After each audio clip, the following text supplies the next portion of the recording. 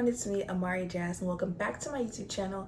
In today's video, we're going to be talking about the rise and fall of Emilio Pucci.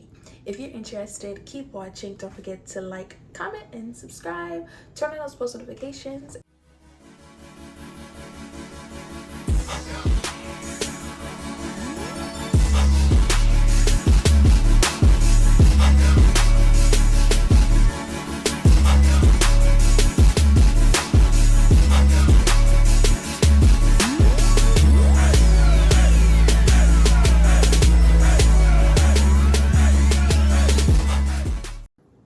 Marilyn Monroe, the very symbol of sensuality and vulnerability, was one of Pucci's most loyal clients. She adored his dresses for their comfort, simplicity, and curve-enhancing fits.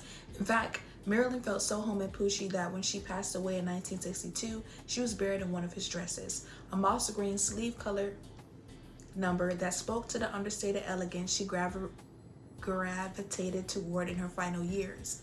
The quiet tribute to Pucci's impact, chosen in death as in life, says everything about the emotional connection his clothes created. But Monroe was just the beginning. Pucci's clientele included the most famous and fashionable woman in the world. Jackie Kennedy, the ultimate style icon of American elegance, wore Pucci's signature prints during her travels, both public and private. His pieces matched her refined, effortless charm. Sophia Loren, the Italian screen siren, and Elizabeth Taylor, with her larger-than-life presence, both turned to Pucci for resort wear and statement dresses that felt glamorous without being heavy. His designs wrapped around their bodies like whispers, bold but never vulgar, sexy but never forced. The level of clientele quickly cemented Pucci as a designer for the international elite and Hollywood royalty.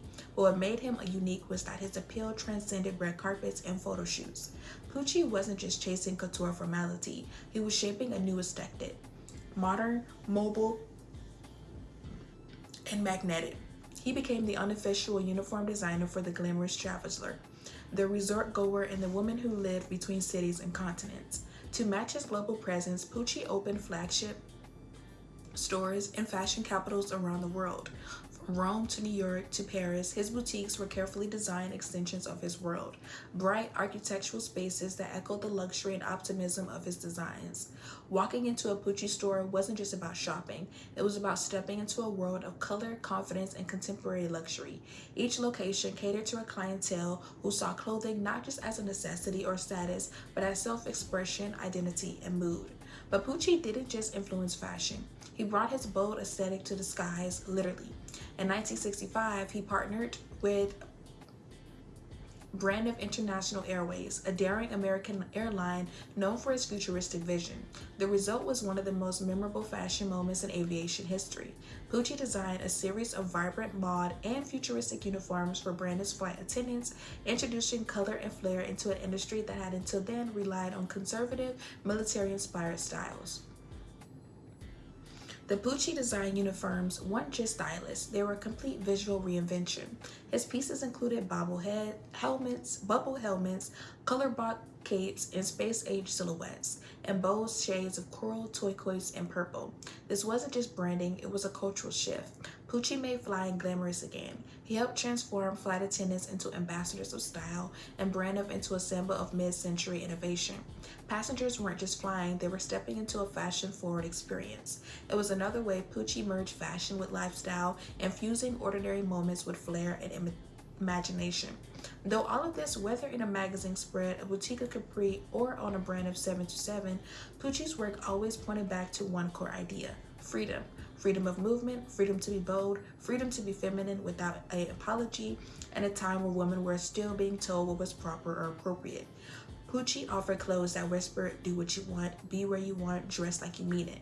His brand was never just about what women wore, it was about who they could be: sensual, stylish, strong.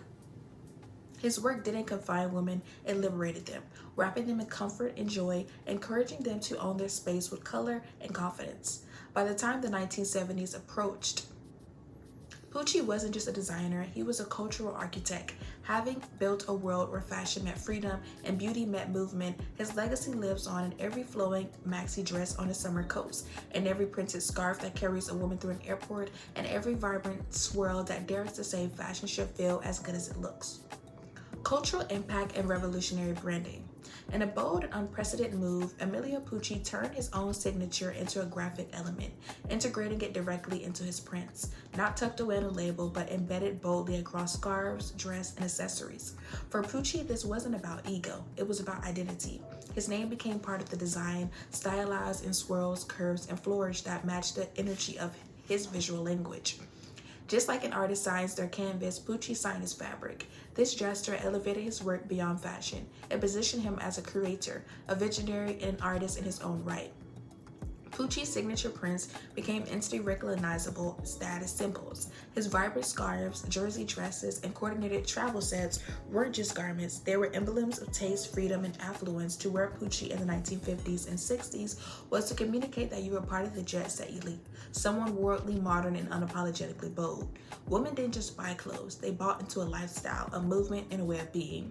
What made Pucci's work so revolutionary was his ability to bridge fashion with fine art.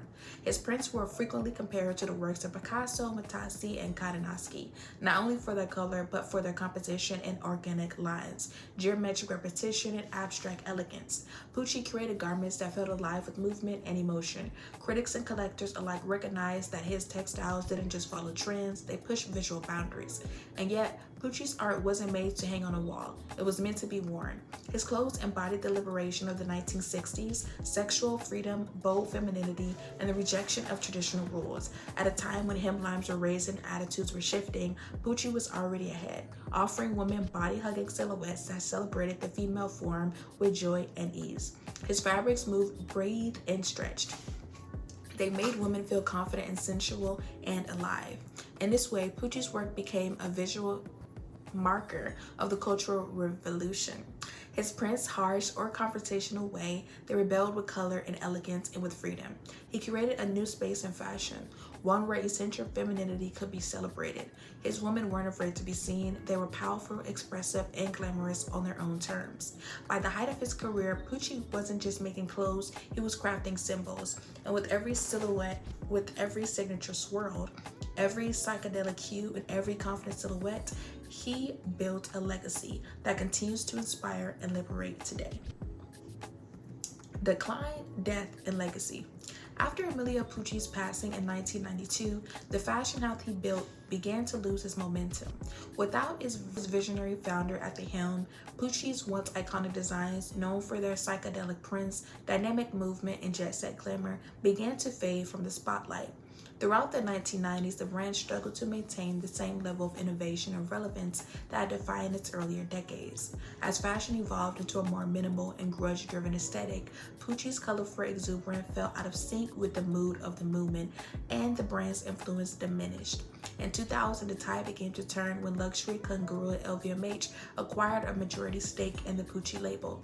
This acquisition marked a pivotal moment in the brand's history, breathing new life into the doormat house and reintroducing it into the high fashion conversation. Under LVMH leadership, the brand began to attract top-tier talent and gradually reclaimed its identity as a symbol of playful sophistication and Mediterranean chic. One of the revival efforts came through the hands of Christian Lacrosse, whose own love of color and theatricality aligned beautifully with the Pucci's legacy. Lacrosse helped reestablish the essence of the brand by bringing couture sensibility and flair to its collections. The next major leap forward came with Peter Dundas, who served as creative director from 2008 to 2015. Dundas infused Pucci with a fresh, sexy energy, reimagining the iconic prints with daring silhouettes, body-hugging dresses, and contemporary edge.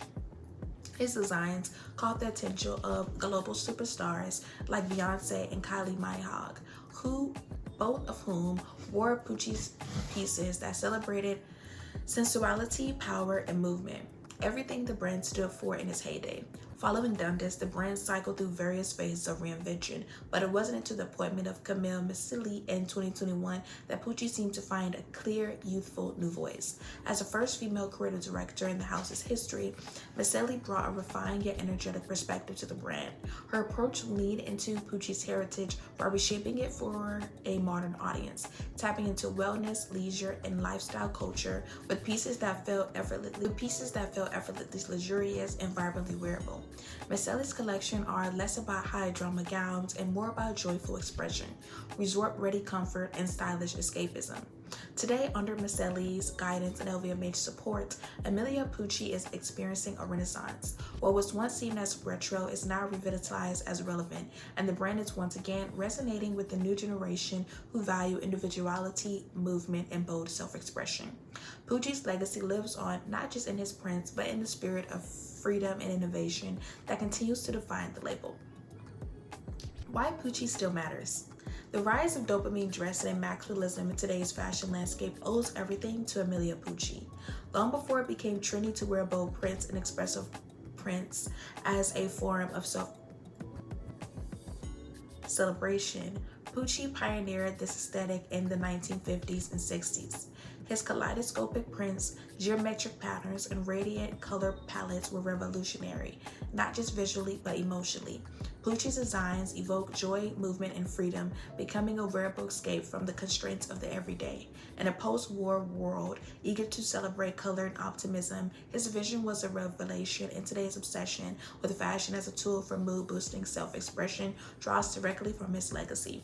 Often credited as a founder of modern print, design, and fashion, Pucci transformed textiles into visual art. His prints weren't just decorative, they became central of the identity of the clothing. The fashion house's branded scarves, body-skimming dresses, and travel-ready separates set the tone for decades of resort wear and luxury leisure. His ability to combine functionality with high style created a new lifestyle category where women could look effortlessly chic while vacationing on the Amalfi Coast or walking through city streets. This elevated approach to resort fashion still echoes in modern collections, from high-end designers to emerging labels, leaning into colorful, carefree aesthetics. Pucci's enduring legacy is not just about color or print, it's about liberation. His clothing celebrated the female form with strength, fabrics, body cuts, and fluid lines that move with the wearer. It marked a shift away from rigid silhouettes and restrictive formality. Instead, Pucci offered a vision of femininity that was confident, vibrant, and unapologetically bold. The same spirit lives on in the maximalistic movement today, where layered patterns and statement accessories and joyful chaos has become signatures of personal style. The fashions industry renewed love for bold expression through clothing can still be directly traced back to Pucci's trailblazing designs. Celebrities like Beyonce, Rihanna, and Zendaya have all worn Pucci or Pucci-inspired looks, proof that the brand's legacy continues to resonate in pop culture. Meanwhile, younger designers look to his work for inspiration, borrowing from his fearless use of print and color to tell their own stories. Whether it's a psychedelic runway look or a vintage Pucci piece style with sneakers, his influence remains a touchstone for those pushing boundaries through fashion.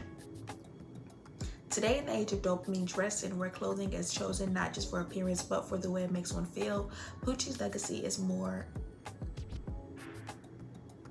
relevant than ever. His design reminds us that fashion can be fun, expressive, and deeply personal. By embracing exuberant sensuality and self-expression, Pucci paved the way for generations to come. The joy we see on today's runways and in street style and across social media owes a deep depth to the original master of maximalistic mood, Emilio Pucci. And that's my take on the rise and fall of Emilio Pucci. Comment down below if you think Emilio Pucci is making a comeback now, if you have worn Emilio Pucci in the past, your opinion on Emilio Pucci overall, the brand.